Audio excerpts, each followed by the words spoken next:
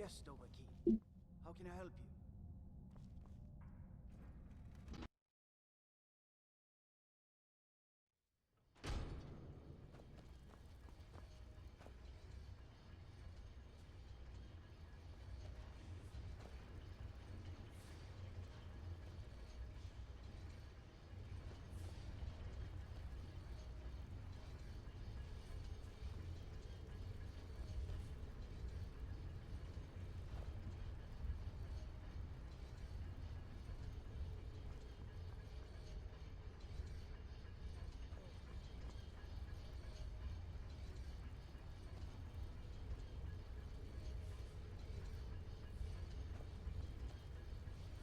Can't believe I'm posted here.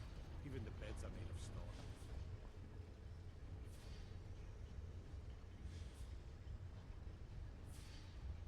Break the law in Markarth, and it's off to sit in mine with you.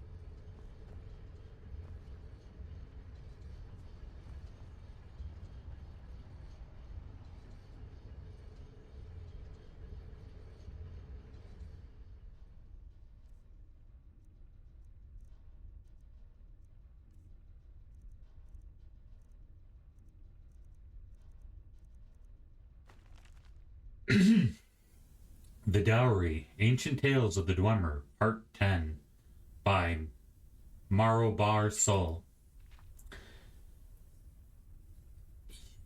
Yanale was the wealthiest landowner in Ganal, and he had over the years saved a tremendous dowry for the man who would marry his daughter, Chinfra. When she reached the age of consent, he locked the gold away for safekeeping and announced his intention to have her marry. She was a comely lass, a scholar and great athlete, but dour and brooding in aspect. This personality defect did not bother her potential suitors any more than her positive traits impressed them. Every man knew the tremendous wealth that would be his as the husband of Jinfra and the son-in-law of Yanale. That alone was enough for hundreds to come to Ganal to pay court.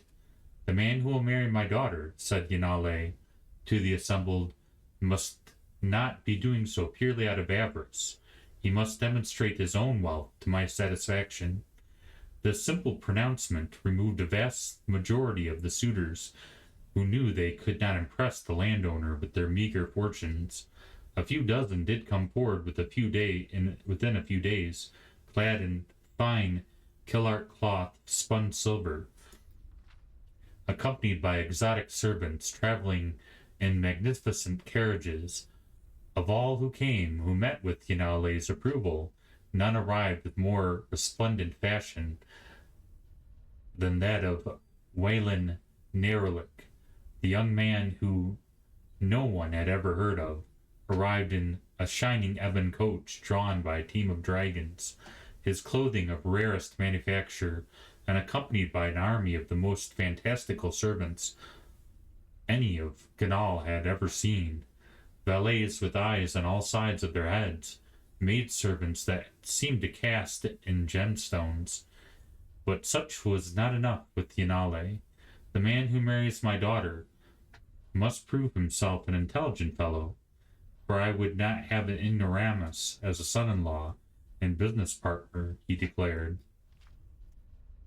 This eliminated a large part of the wealthy suitors who, through the lives of luxury, had never needed to think very much of at all. Still, some came forward over the next few days, demonstrating their wit and learning, quoting the great sages of the past, and offering their philosophies of metaphysics and alchemy. Wylan Nerlich, too, came and asked Yanale to dine at the villa he had rented outside of Ganal, where the landowner saw scores of scribes working on the translations of Altmary tracts, and enjoyed the young man's somewhat irreverent but intriguing intelligence. Nevertheless, though he was much impressed with Waylon Nerlich, Yanale had another challenge. I love my daughter very much, said Yanale, and I hope that the man who marries her will make her happy as well. Should any of you make her smile, she and the great dowry are yours. The suitors lined up for days, singing her songs. proclaiming their devotion, describing her beauty in the most poetic of terms. Jennifer merely glared at all with hatred. Jinfra merely glared at all with hatred and melancholia. Yanale, who stood by her side, began to despair at last. His daughter's suitors were failing to a man at his task. Finally, Wayland Nerlich came to the chamber. "I'll make your daughter smile," he said, "and I dare say I will make her laugh, but only after you've agreed to marry us. If she is not delighted within 1 hour of our engagement, the wedding can be called off." Yanale turned to his daughter. She was not smiling, but her eyes had sparkled with some morbid curiosity in this young man. As no other suitor had even registered that for her, he agreed. "The dowry is naturally not to be paid till after you've wed," said Yanale. "Being engaged is not enough." "Might I see the dowry still?" asked Wayland, knowing how fabled the treasure was, and understanding that this would likely be the closest the young man would come to possessing it. Yanale agreed, for he had grown quite fond of Wayland. On his orders, Wayland, Yanale, Glum, Jinfra, and the Castellan delved deep into the stronghold of Ganal. The first vault had to be opened by touching a series of runic symbols. Should one of the marks be mispressed, a volley of poisoned arrows would have struck the thief. Yanale was particularly proud of the next level of security. A lock composed of blades with 18 tumblers required 3 keys to be turned simultaneously to allow entry. The blades were designed to eviscerate anyone who merely picked one of the locks. Finally, they reached the storeroom. It was entirely empty. "By Lorcan, we've been burgled!" cried Yanale. "But how? Who could have done this?" "A humble, but, if I may say so, rather talented burglar," said Wayland. "A man who has loved your daughter from afar for many years, but did not possess the glamour or the learning to impress. That is, until the gold from her dowry afforded me the opportunity." "You?" bellowed Yanale, scarcely able to believe it. Then something even more unbelievable happened. Jennifer began to laugh. She had never even dreamed of meeting anyone like this thief.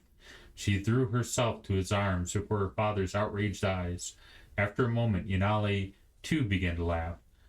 Jennifer and Wayland were married in a month's time, and though he was in fact quite poor and had little scholarship, Yanale was amazed at how much his wealth had increased with such a son-in-law and business partner. He only made certain never to ask from whence came the excess gold. Publisher's note: the tale of a man trying to win the hand of a maiden whose father, usually a wealthy man or king, tests each suitor is quite common. See, for instance, the more recent Four Suitors of Beneta by Joel Leibniz. The behavior of the characters is quite out of character for the Dwemer. No one today knows of their marriage customs, or if they had marriage at all.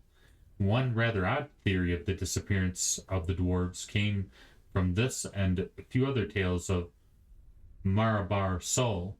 It was proposed that the Dwemer never, in fact, left. They did not depart Nirn, much less the continent of Tamriel, and they are still among us, disguised.